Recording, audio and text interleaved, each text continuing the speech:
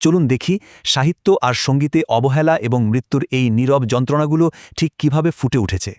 কিন্তু একটা বড় প্রশ্ন থেকেই যায়, মানুষ চিরতরে হারিয়ে গেলেই কি কেবল তার আসল কদর বোঝা যায়?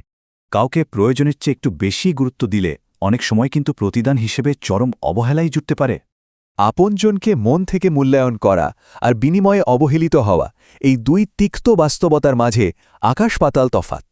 আসলে মানসিক অবহেলা হল একদম নীরব এক ঘাতক, যা তিলে তিলে সুন্দর সম্পর্কগুলোকে পুরোপুরি শেষ করে দেয়। আর ঠিক এভাবেই একাকিত্ব ও বিচ্ছেদের গভীর যন্ত্রণাকে অসাধারণ সব কবিতায় নিপুণভাবে ফুটিয়ে তুলেছিলেন কবি আবুল হাসান। এদিকে গবেষণায় দেখা যায়, কবি সুব্রত চক্রবর্তীর লেখাতেও মানুষের মনের ঠিক এই গভীর কষ্টগুলোই বারবার উঠে এসেছে। তার প্রতিটি কবিতার ছত্রে ছত্রে প্রেম, বিষাদ আর বিচ্ছেদের মতো জটিল সব আবেগ অদ্ভুতভাবে বারবার ফিরে আসে। শুধু কবিতাই নয়, আধুনিক বাংলা গানও রোজকার অবহেলা আর মৃত্যুর চূড়ান্ত বিচ্ছেদের মাঝে এক দারুণ যোগসূত্র বানিয়েছে। লেখক হুমায়ুন আহমেদ যেমনটা বলেছিলেন, মৃত্যুকালে পাশে কেউ না থাকা এর চেয়ে ভয়ানক বোধহয় আর কিছুই নেই।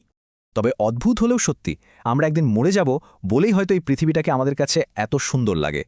কারণ জীবনের অমোঘ সত্যটাই এমন, আমাদের সমস্ত অপেক্ষা আর আকুলতা শুধুই জীবিতদের জন্য, কোনো মৃত মানুষের জন্য নয়।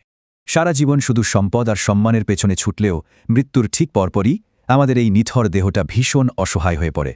তাই শেষ প্রশ্নটা এখানেই, প্রিয়জনরা পৃথিবীতে থাকতেই কি তাদের আরেকটু সময় দেওয়া আর যথাযথ মূল্যায়ন করা উচিত নয়? ভিডিওটি ভালো লাগলে শেয়ার করুন এবং আমাদের সাথে থাকুন।